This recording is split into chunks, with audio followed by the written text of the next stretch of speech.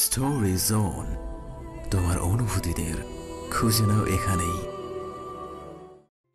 এমন একটা শ্বাসরুদ্ধকর প্রতিকূল পরিস্থিতিতে জিসানের এসব ছেলেমানুষি প্রশ্ন, বন্ধুত্বের সমীকরণ, ভাবা না ভাবা ব্যাপারগুলো বড়ই অসহনীয় ঠেকল ঈশানীর নিকট। তাই আর কোনো কিছু না বলেই আস্তে করে কলটা কেটে দিয়ে মোবাইলটা বন্ধ করে ফেলল ঈশানী।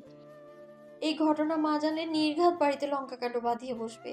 যে করেই হোক সকালের মধ্যে বাড়ি ফিরতেই হবে আমায়। নিজেকে নিজে হাজারটা দোষারোপ করতে করতেই ঈশানী ঠিক করলো এখানে দাঁড়িয়ে থেকে তো আর লাভ নেই। তাই ও গিয়ে সিটে বসবে। ট্রেনটা খাগড়াগাছিই তো যাচ্ছে, দেশের বাইরে তো আর যাচ্ছে না। এত ঘাবড়ানোর কিছুই নেই। সেই ভেবে যেই না কিঞ্চিত পিছু ঘুরল ঈশানী, তৎক্ষণাৎ চলন্ত ট্রেনের হালকা ধাক্কায় একটা কালো হুডি পরিহিত লোকের শক্ত চওড়া বলিষ্ঠ বুকের উপর তনু পিঠ গিয়ে ঠেকল ঈশানীর। লোকটা ওকে সামলালো না, আর না তো নিজের জায়গা থেকে এক চুল পরিমাণ নড়ল, উল্টো আকস্মিক কাণ্ডে তাড়াহুড়ো করে নিজেই নিজেকে সামলালো ঈশানী। লোকটার উপর থেকে নিজেকে সরিয়ে পেছন ঘুরে দেখলো লোকটা ওর খুব কাছে দাঁড়িয়ে। এতটা কাছাকাছি সাধারণত কোনো অপরিচিত মানুষ দাঁড়ানোর কথা নয়, তবে সেসব ভাবনা মস্তিষ্ক ছুঁতে পারল না ঈশানীর। উল্টো এই কালো হুডি, কালো মাস্ক আর কালো বেসবল ক্যাপ পরিহিত লোকটাকে চেনা চেনা ঠেকলো ওর মস্তিষ্কে। এরকমই তো একজোড়া নির্জীব অনুভূতিহীন শূন্য চোখ সেদিন রাতে দেখেছিল। সেদিন অন্ধকারে খেয়াল করা হয়নি লোকটার এক ভ্রুতে পিয়ার্সিং করানো, সেখানে জল করছে ছোট্ট একটা মেটালিক রিং। ঈশানী টিভিতে দেখেছে সাধারণত রকস্টার কিংবা ব্যান্ড তারকারা এইসব স্টাইল করে থাকে। তাহলে কি মাস্ক পরিহিত লোকটাও কোনো বড়সড় রকস্টার? লোকটার দিকে তাকিয়ে অদ্ভুত এই প্রশ্নটা খেলে গেল ঈশানীর অযাচিত মনে, কিন্তু ও মুখে বলল, আপনি সে না, ওই যে সেদিন ক্যাফের সামনে। বাক্যটা সম্পূর্ণ করতে পারলো না ঈশানী। তার আগেই একেবারে হুট করে ঈশানী সহ পুরো ট্রেন শুদ্ধ সবাইকে চমকে দিয়ে নিজের এক হাত উঁচিয়ে অকস্মাৎ ট্রেনের চেন টেনে ধরল লোকটা। সঙ্গে সঙ্গে ওই অবস্থাতেই থেমে গেল পুরো ট্রেন। স্টেশন থেকে ছেড়ে হয়তো মিনিট পাঁচেক চলেছিল, তার মধ্যেই এই কাহিনী। হুট করে ট্রেন থেমে যাওয়াতে যাত্রী সকলের মাঝে হৈ হৈ শোরগোল পড়ে গেল। চেন কে টেনেছে সেই খবরদারি করতে কোথা থেকে যেন ছুটে এলো ট্রেন মাস্টার। তিনি মাস্ক পরিহিত লোকটাকে উদ্দেশ্য করে খেকিয়ে উঠে কিছু বলবেন, তার আগেই লোকটা ঘুরে মুখোমুখি হয়ে দাঁড়ালো ট্রেন মাস্টারের দিকে। লোকটার চাহনিতে এক ঝলক নজর বুলিয়ে কি ভেবে যেন তৎক্ষণাৎ চুপসে গেলেন ট্রেন মাস্টার। আর কিছু না বলেই মুখ কাঁচুমাচু করে তাড়াহুড়ো পায়ে জায়গা ত্যাগ করেন তিনি। ভাবটা এমন যেন খবরদারি করতে আসাটা তার বিরাট বড় অন্যায় হয়ে গিয়েছে। ট্রেন মাস্টার চলে গেলে হুডি পরিহিত লোকটা নিজেও ট্রেন থেকে আস্তে করে নেমে পড়ে। এখন বৃষ্টি অনেকটা নিয়ন্ত্রণে, মুষলধারার বর্ষণ কমে গিয়ে ঝিরিঝিরি বৃষ্টি পড়ছে বাইরে। এদিকে সেই তখন থেকে লোকটাকে অদ্ভুত নজরে পরখ করছে ঈশানী, আর মনে মনে ভাবছে, এখানে হচ্ছেটা কি? চেন টেনে পুরো ট্রেন থামিয়ে দিল, অথচ ট্রেন মাস্টার অব্দি কিছু বললো না। কে ইনি? আসলে কি কোনো সেলিব্রিটি? ঈশানীর ভাবনার সুতো ছিঁড়ে যায় লোকটা আরেক দফা অদ্ভুত কর্মকাণ্ডে।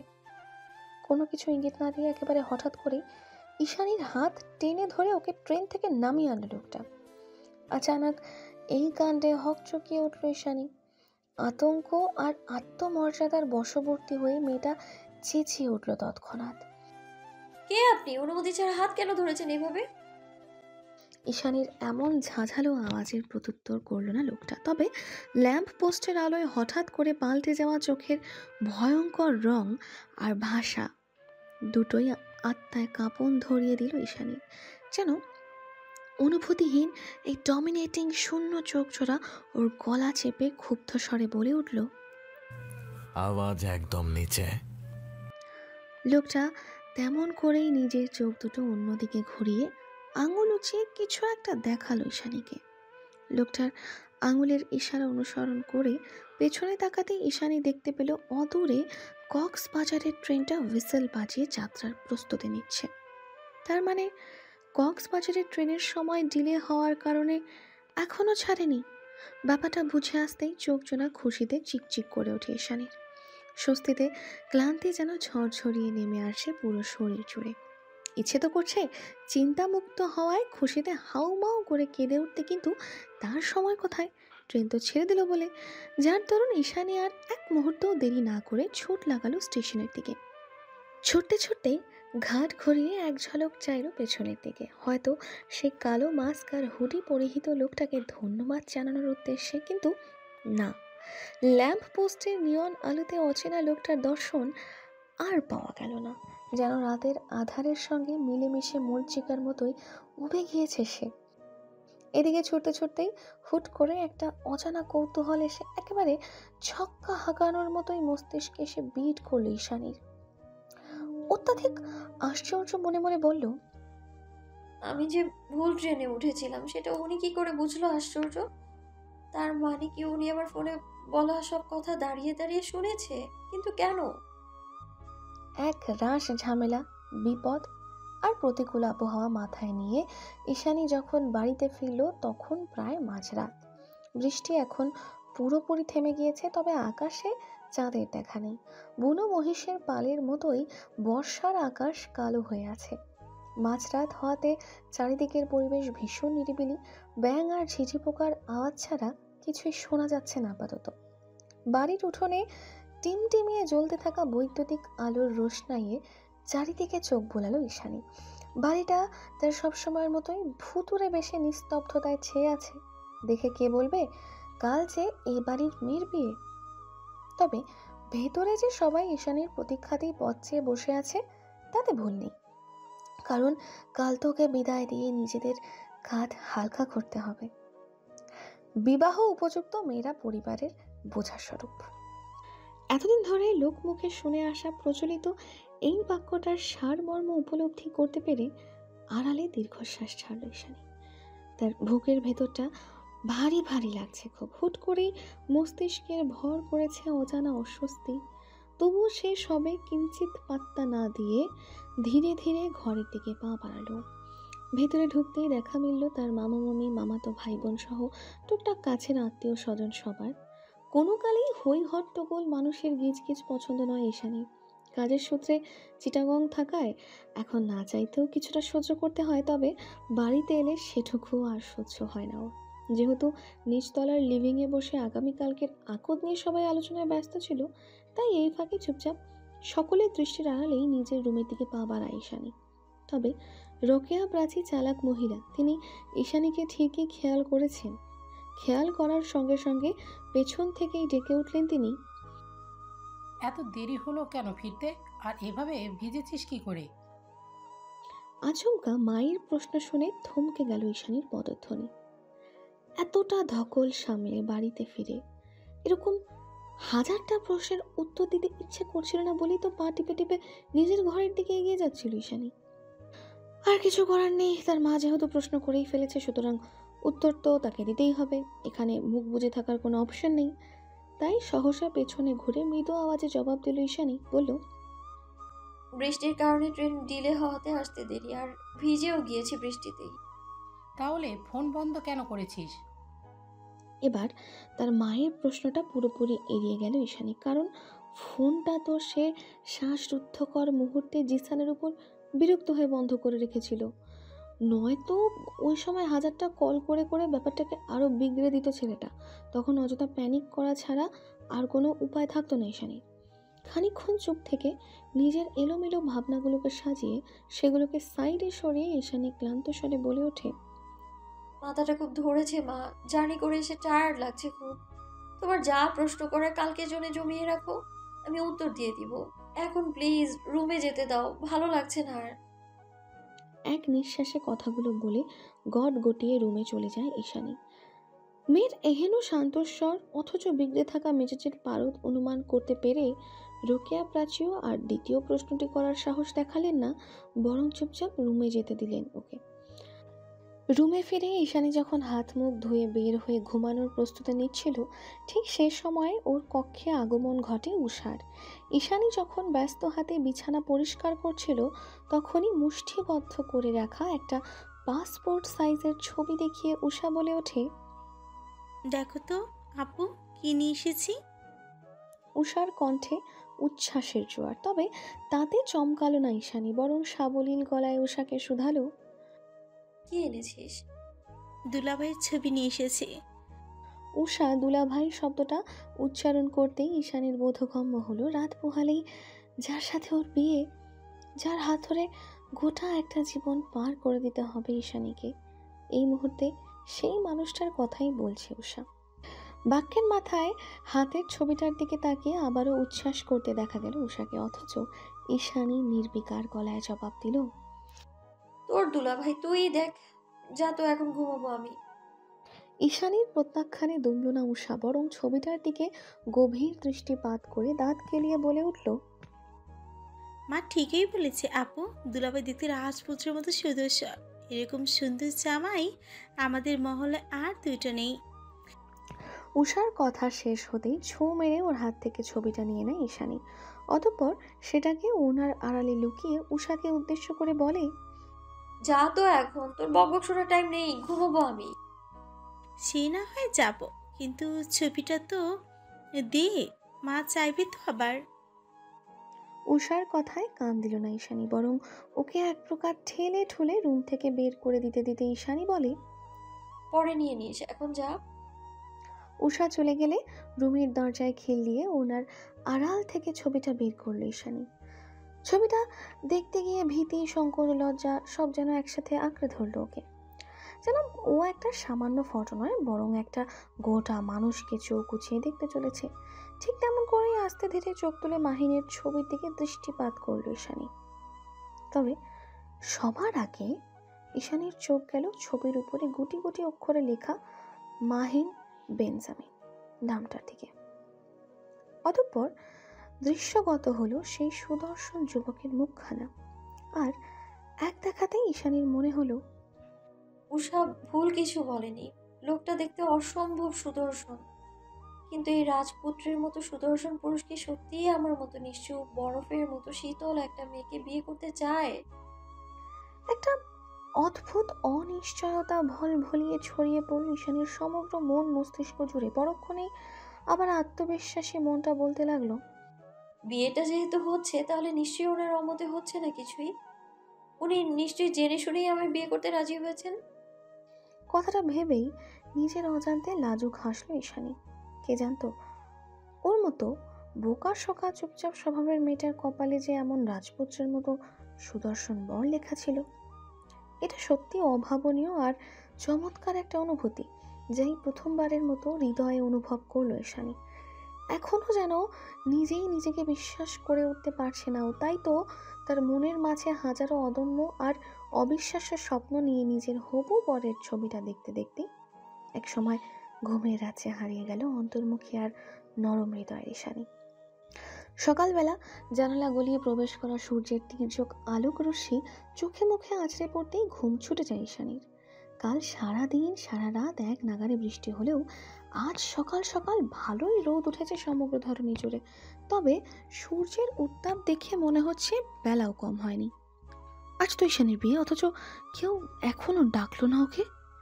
ব্যাপারটা আশ্চর্যজনক, বাইরে তো মানুষের স্বরগুলো শোনা যাচ্ছে না, অদ্ভুত।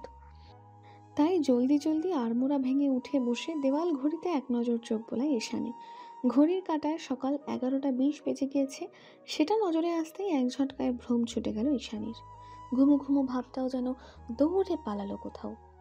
আজকের মতো একটা দিনে এত বেলা পর্যন্ত কিভাবে ঘুমালো, সেই ভেবেই আপাতত নীরবে কপাল চাপড়ালো ঈশানী।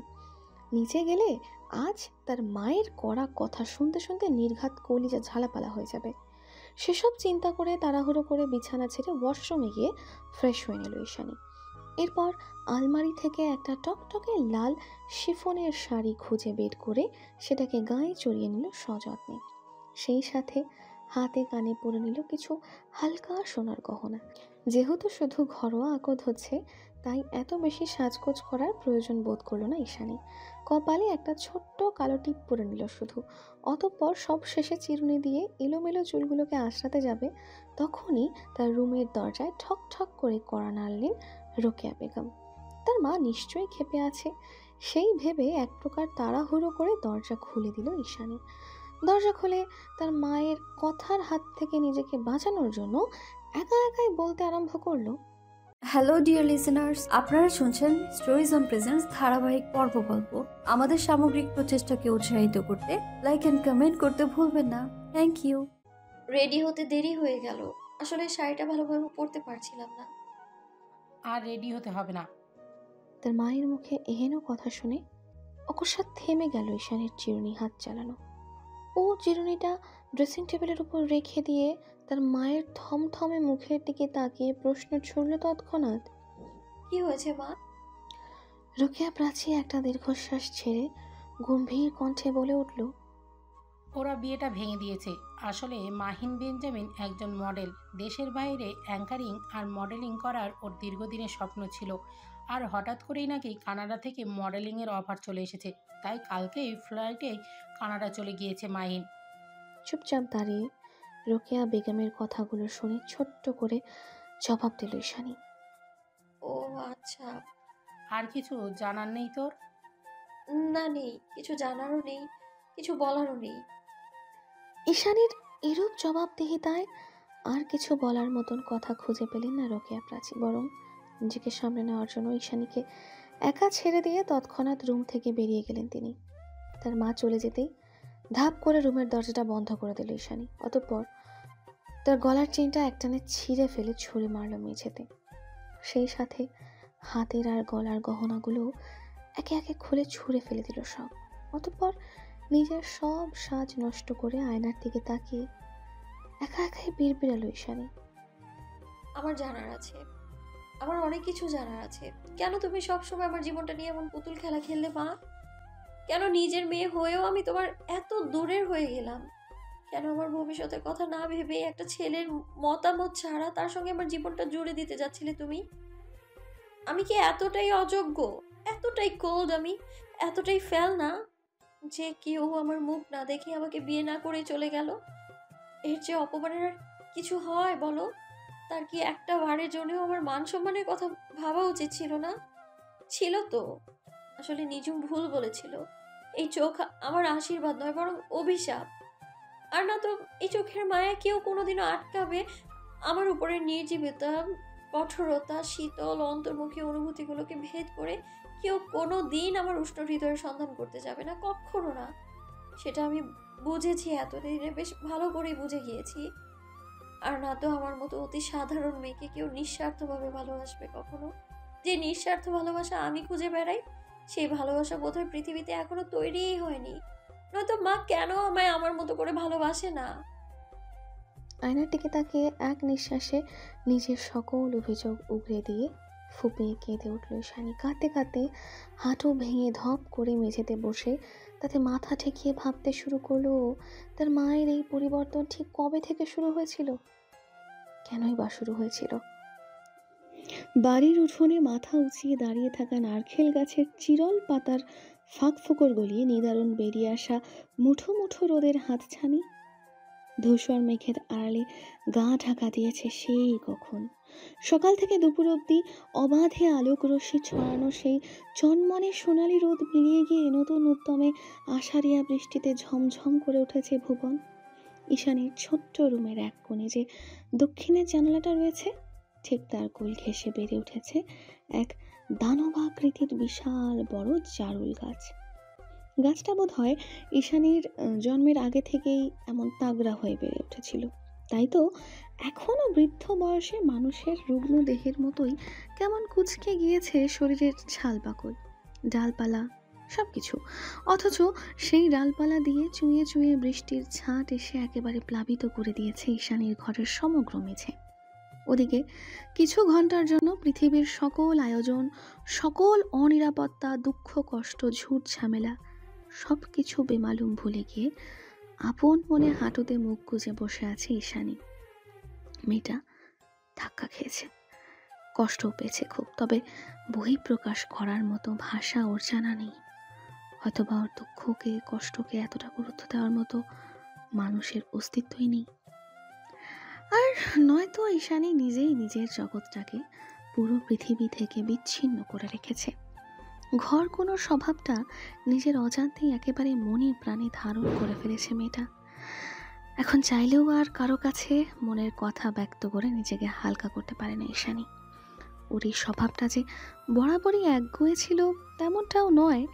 ঈশানীর যতটুকু মনে পড়ে, এই ঘরকুনোর স্বভাব, পুরো দুনিয়া থেকে নিজেকে আড়াল করে রাখার আপ্রাণ প্রচেষ্টা, জন্মসূত্রে পাওয়া অতীব সুন্দর নীল চোখে নিজের অপ্রাপ্তি মনে করা, এই সব কিছুই শুরু হয়েছিল ঈশানীর বাবার মৃত্যুর পর থেকে।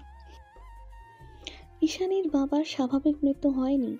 ওর বাবা একজন সেনাবাহিনীর সৈনিক ছিলেন, কিন্তু তখন পরিস্থিতি বোঝার জন্য ঈশানীর বয়স খুবই কম ছিল। তবে ও নানির মুখে শুনেছে কোনো এক পার্বত্য অঞ্চলে পোস্টিংয়ে থাকাকালীন দুর্ধর্ষ হৃদয়হীন কিছু অজ্ঞাত মাফিয়া টেররিস্টের সঙ্গে গোলাগুলির এক পর্যায়ে নৃশংসভাবে নিহত হন তিনি। আসলে পার্বত্য অঞ্চলগুলো একদিকে যেমন অপার প্রাকৃতিক সৌন্দর্যের প্রাণকেন্দ্র, ঠিক তার বিপরীত দিকে নজর বোলালে তেমনই নাম না জানা উঁচু নিচু পাহাড়ে ঘেরা বিস্তৃত জঙ্গলের আড়ালে একটা রহস্য বেষ্টিত ঘুটঘুটে কালো অন্ধকার দিকও রয়েছে বটে। ফ্যান্টাসি বলে সৌন্দর্যের পাহাড়দার বরাবরই কুৎসিত আর ভয়ঙ্কর হয়।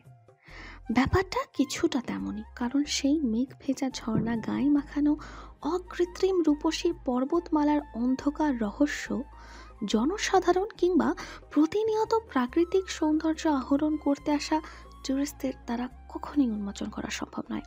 তাই তো যুগের পর যুগ কেটে গেলেও পর্বতমালা বেষ্টিত এই পার্বত্য চট্টগ্রামের কিছু নাম না জানা কৌতূহলী আর অন্ধকার দিক পুরো দেশবাসীর কাছে অজানাই রয়ে যায়। হয়তো কোনো না কোনোভাবে জনসাধারণের মঙ্গলের জন্যই সরকারের এই অপারগ গোপনীয়তা। সে যাই হোক, সেবার ঈশানীর বাবার এই অকাল মৃত্যুর পরেই এক ধাক্কায় কেমন উলটপালট হয়ে যায় ছোট্ট ঈশানীর জীবনটা। এভাবে রোকেয়া প্রাচীর অকালে স্বামী হারানোর শোক যেন বানভাসী নদীর মতোই এফোর ওফোর যন্ত্রণায় ভাসিয়ে নিয়ে যাচ্ছিল মাত্র 17তে মা হওয়া রোকেয়াকে, যার দরুন খুব অল্প বয়সে বিধবা তকমা গায়ে লেগেছিল বলে তার মায়ের পরামর্শ আর সব ভাইয়েদের সিদ্ধান্তে একমাত্র বোনকে একটুখানি সুখে থাকার প্রয়াসে দ্বিতীয়বারের মতো অন্যত্র বিয়ে দেওয়া হয়।